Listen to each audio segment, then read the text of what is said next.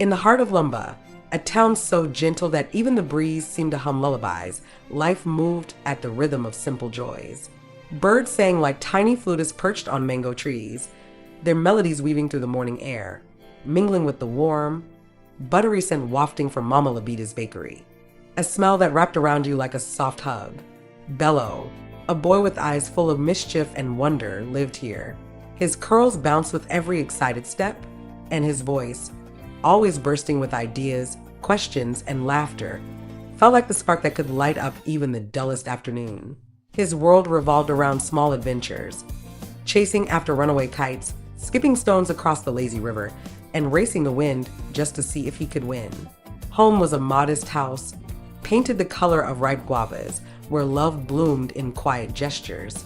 Mr. Dadu, with his gentle eyes and voice smooth as honey, had a gift for softening the sharp edges of the world. He could soothe a crying baby or hush a barking dog with just a few tender words. There was a warmth in his presence, like the comfort of a favorite blanket on a cool evening.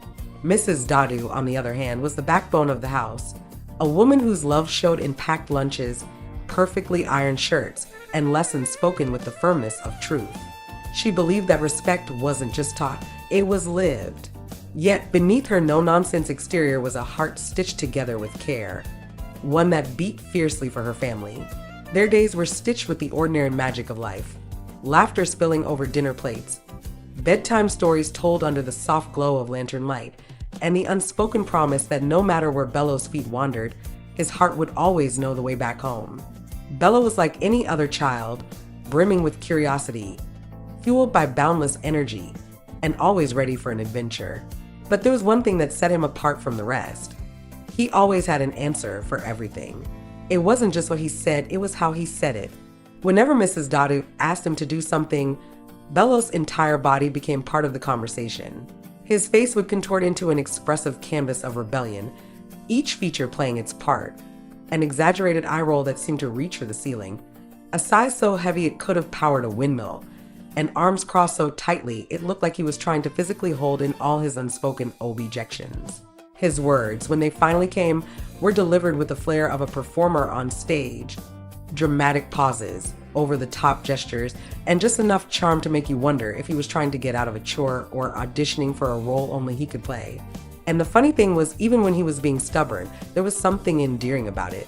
Maybe it was the sparkle in his eyes, or the way you might be made to think his defiance could never cross into disrespect.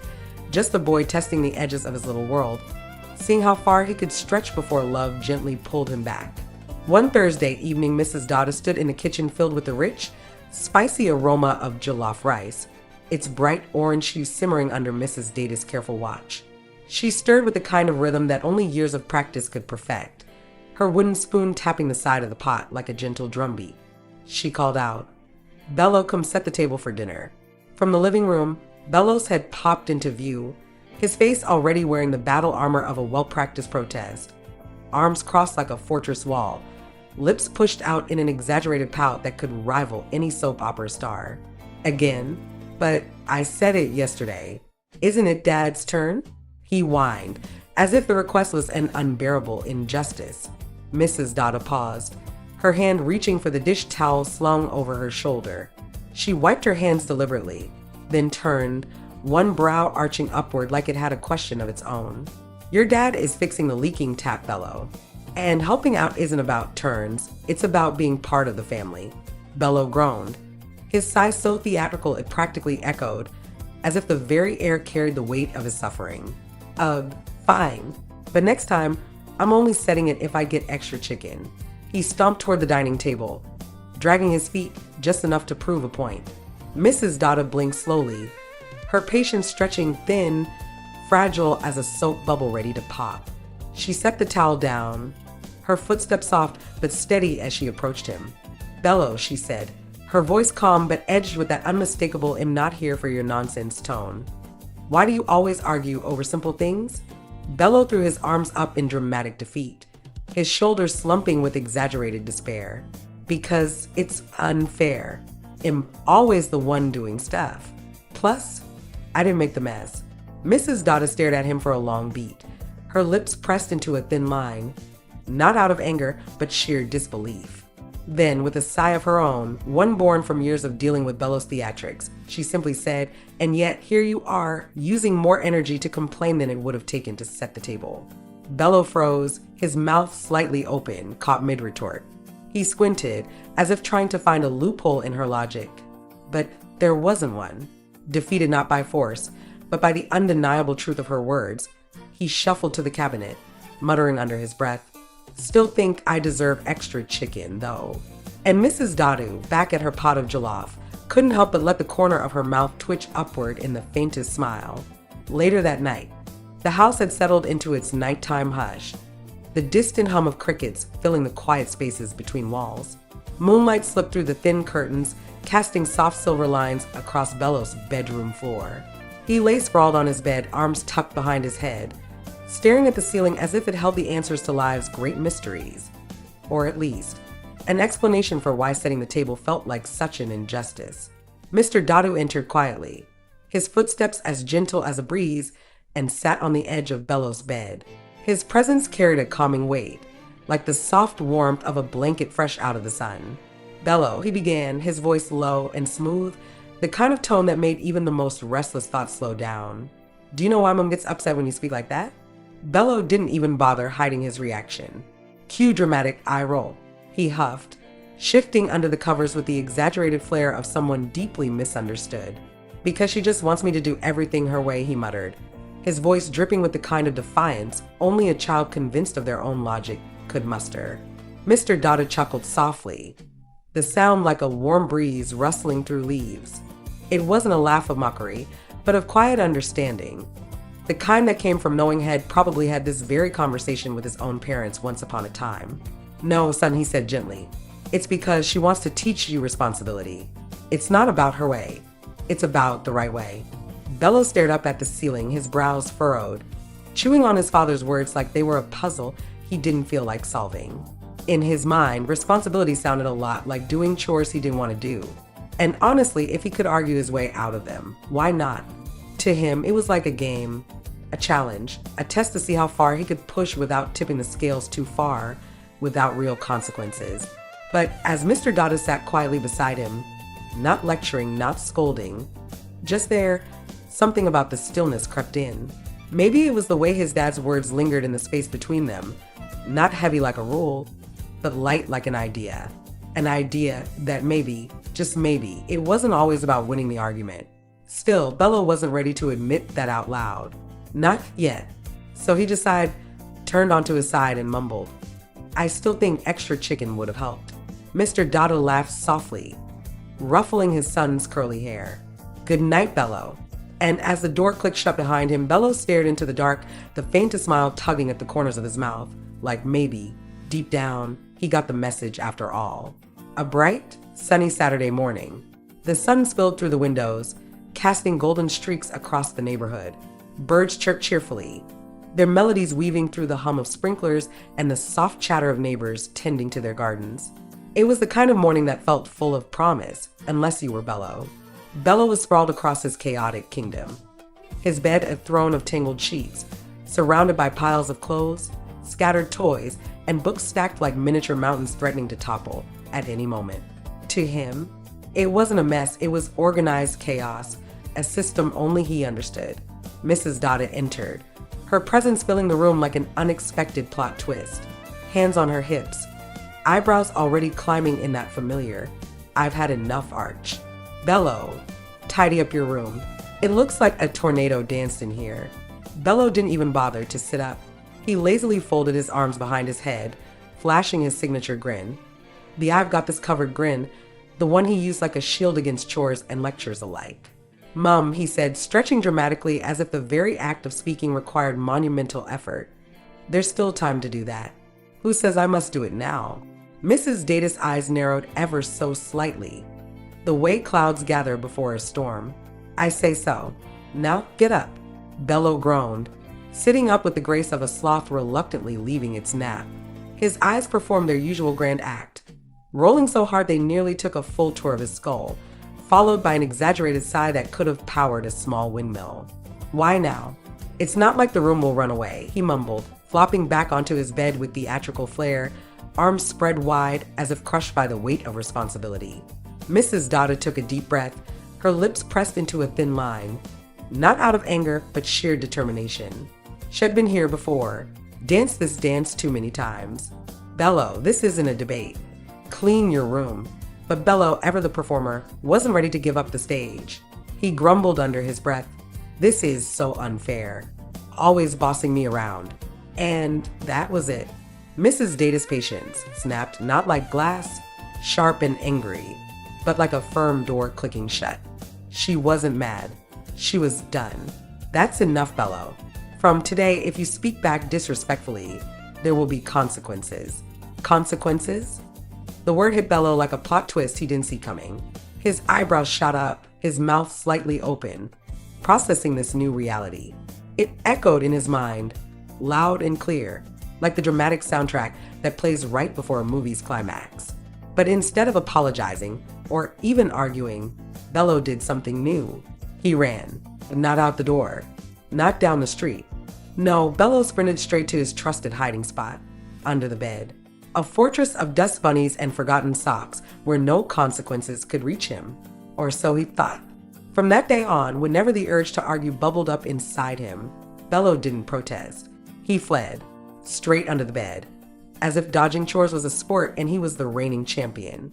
And Mrs. Dadu, she'd just shake her head, amused and exasperated all at once, knowing that sometimes consequences weren't just about punishment.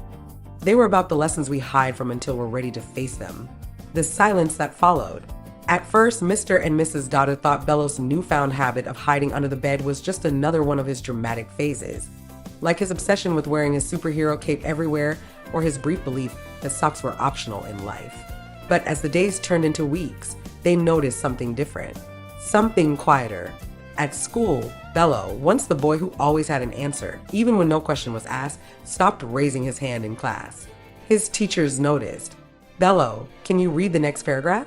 Mrs. Smith asked one afternoon, her gentle smile encouraging. Bello didn't move. His eyes stayed glued to his desk, fingers tracing invisible lines on the wooden surface. His mouth was a thin, straight line, words trapped somewhere inside, refusing to come out. The room felt too quiet without his usual "do I have to?" or the exaggerated sigh that usually followed.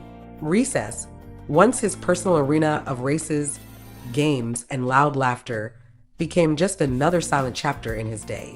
He sat alone on a worn patch of grass, poking half-heartedly at his lunch while the other kids chased soccer balls and traded jokes. His lunchbox, once filled with crumbs from mid-story bites, came back nearly full. At home, the change was impossible to ignore. The house, which used to echo with his sassy comebacks, dramatic eye rolls, and relentless debate tournaments over chores, felt too still. No arguments over setting the table. No theatrical groans about cleaning his room. Just silence. Mrs. Dadu found herself missing the very things that once tested her patience. She missed the stubbornness, the dramatic performances, the endless, but why? She stood at the kitchen sink one evening, staring out the window but seeing nothing, her heart heavy with a guilt she couldn't shake. "Maybe I was too harsh," she whispered softly to Mr. Dada that night, her voice barely audible over the quiet hum of the ceiling fan. Mr. Dada sat beside her, his hand resting gently over hers. He shook his head, not dismissing her feelings, but offering a different perspective. "It's not about harshness," he said quietly. "It's about understanding why he felt the need to talk back. Or now, why he feels the need not to talk at all." His words lingered in the air, heavy and true. Maybe it wasn't just about the chores or the arguments. Maybe Bello's words had been his way of feeling seen, heard, important, even if it came wrapped in rebellion. And now, with silence as his shield, he wasn't just avoiding consequences. He was lost inside them. And that realization weighed on both their hearts, heavier than any mess Bello had ever made. It wasn't long before the call came, a request from Bello's school for a meeting. The kind of call that twists a knot in a parent's stomach, even if the voice on the other end sounds calm. Mr. and Mrs. Dadu arrived at the school, their hearts heavy with worry. The bright posters on the walls and the cheerful chatter of students in the hallways felt distant, like background noise to the quiet concern growing between them. In the cozy, sunlit office of Mrs. Lumba, the school counselor, they were greeted with a warm smile that softened the edges of their anxiety. Her office was filled with colorful cushions, shelves of storybooks, and drawings from students, each one a little voice captured in crayon. "Mr. and Mrs. Dadu, thank you for coming," Mrs. Lumo began, her tone gentle but direct. She gestured for them to sit, folding her hands thoughtfully on the desk. "Bello's teachers are concerned.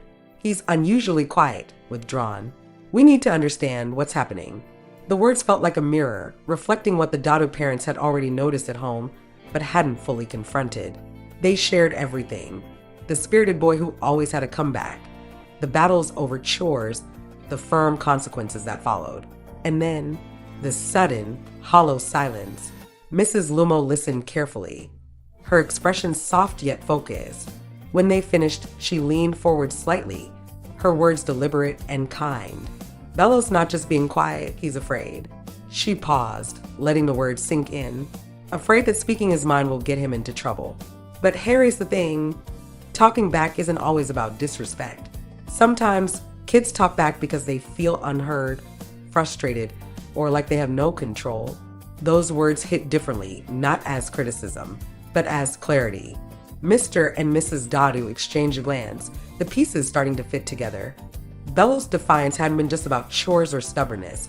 It had been his way of waving a little flag, shouting, "See me, hear me," and when that flag was met with consequences alone, had lowered it completely. But Mrs. Lumo didn't stop there. She smiled, not with pity, but with hope.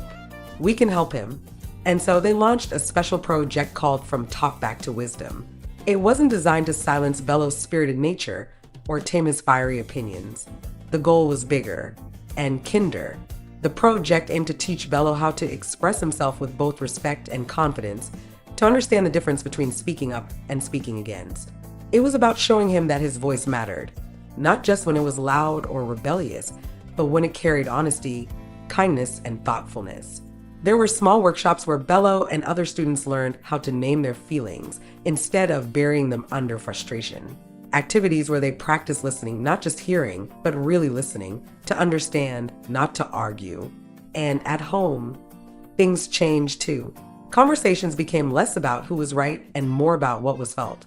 It wasn't an overnight transformation. Bello still had his dramatic eye rolls and occasional stubborn sighs, but now they were followed by real words, real feelings.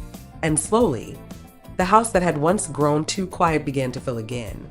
With laughter, with questions, with voices learning how to be heard in the right way. One of the workshop days in the warm, inviting space of Mrs. Lumo's office, decorated with colorful posters, squishy cushions, and the faint scent of vanilla from a nearby candle, Bello sat on a beanbag chair, fidgeting with a stress ball. His fingers squeezed and released it in rhythm, his eyes darting around the room like tiny explorers, avoiding Mrs. Lumo's gentle gaze.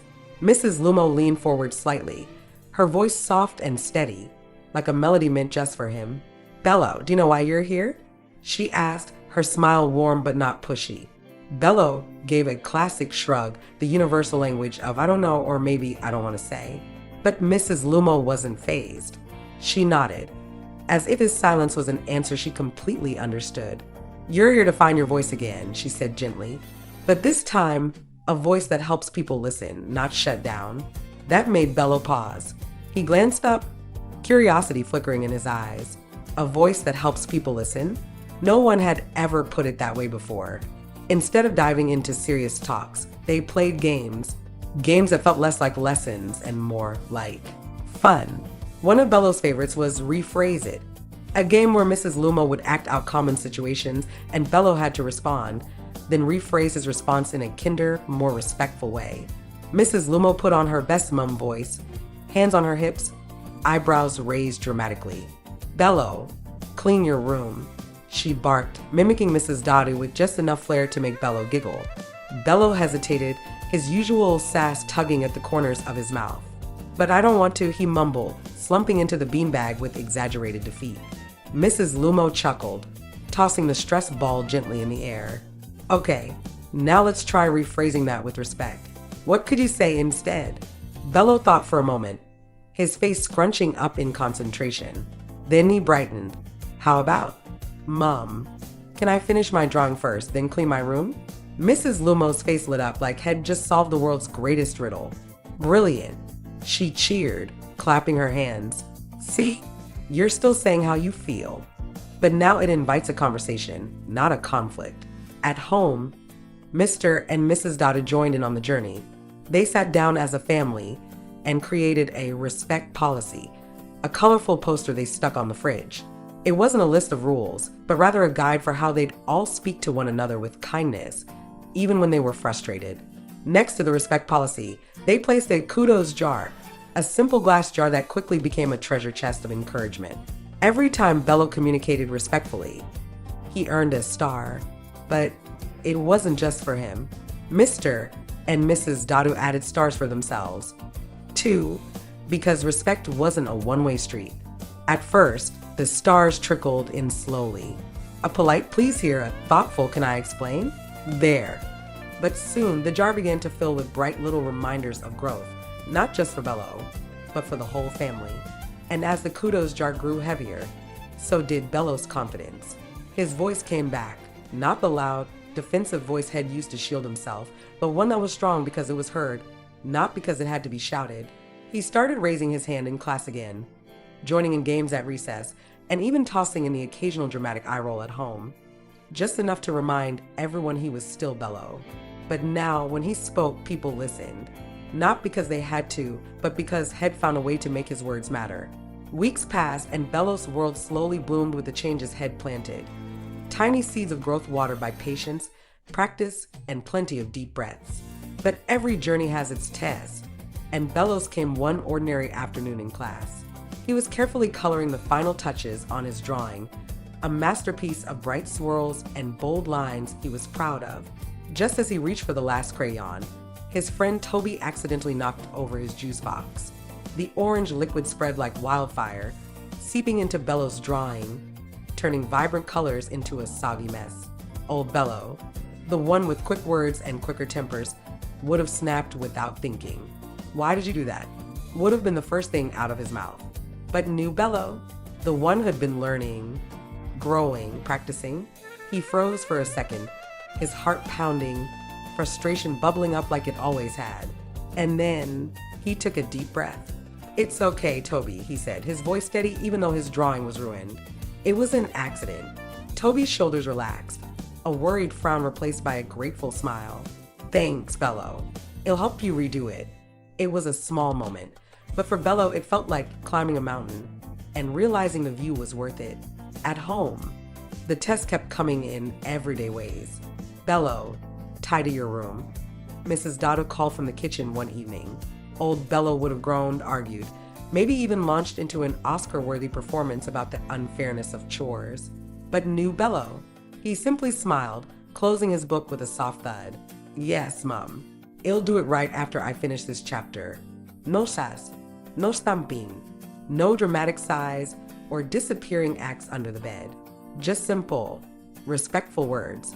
And the best part, Mrs. Dada didn't respond with strict nods or lectures. She smiled back, a real, warm smile that said, "I see you. I hear you." Then came the end of the school term, a moment bigger than juice spills or messy rooms. The entire school gathered for an assembly, the hall buzzing with chatter and excitement. But when Bello's name was called, the room grew quiet. Standing on stage, a microphone in his slightly trembling hands, Bello looked out at his classmates, teachers, and at the very back, his parents. Mr. and Mrs. Dada sat side by side, their hands clasped, hearts full. Bello took another deep breath, just like Mrs. Lumba had taught him. His voice was clear, steady, filled with a quiet confidence Head earned. "Hi, I'm Bello." I used to think that talking back made me smart, but I've learned that being smart isn't about arguing. It's about listening, thinking, and speaking kindly. The hall erupted into applause, the sound filling every corner, every heart. Mr. and Mrs. Dada hugged tightly, tears glistening in their eyes, not tears of sadness, but of pride. The kind that comes from watching a child grow not just taller, but wiser. Bello's journey didn't just end there. It became a story told across Lumba, a tale whispered in classrooms, shared around dinner tables, and passed from one child to another. A story that reminded everyone, young and old, that 1. Respect isn't silence, it's speaking kindly to others even when we disagree with them. 2. Listening is powerful. It helps us understand others better. 3. Kind words build bridges, do not build walls with rudeness. 4. Mistakes are part of growth. What matters is learning from them. And so, Bello's story wasn't just his own. It was a gift, a lesson wrapped in laughter, mistakes, and growth. A story that proved true wisdom isn't in having the last word. It's in having the right one. The end.